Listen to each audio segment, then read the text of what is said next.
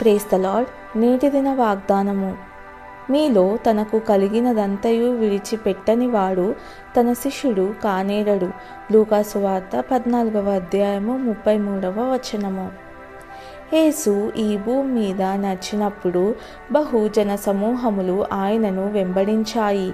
ఖచ్చితంగా వారు ఆయనను దేనికోసం వెంబడించారో మనకు తెలియదు, కానీ ఆయన మాత్రం శిష్యుల కోసం వెతుకుతున్నాడు.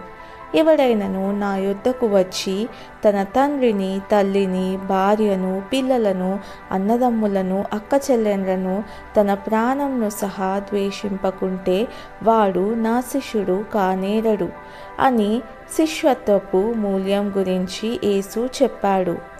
మీలో తనకు కలిగినదంతయు విడిచిపెట్టని వాడు నా శిష్యుడు కానేరడు అంటే మనం కుటుంబాన్ని ద్వేషించాలని అక్షరార్థం కాదు, కానీ మనం అన్నింటికంటే ఆయనకు ప్రాధాన్యత ఇవ్వాలని ఆయన ఉద్దేశం. ప్రార్థన. తండ్రి, ఈ లోకంలో పొందు వాటికంటే నీ కుమారునినే ఇష్టపడుటకు నాకు సహాయము చేయండి. యేసయ్య నామంలో ప్రార్థిస్తున్నాను తండ్రి.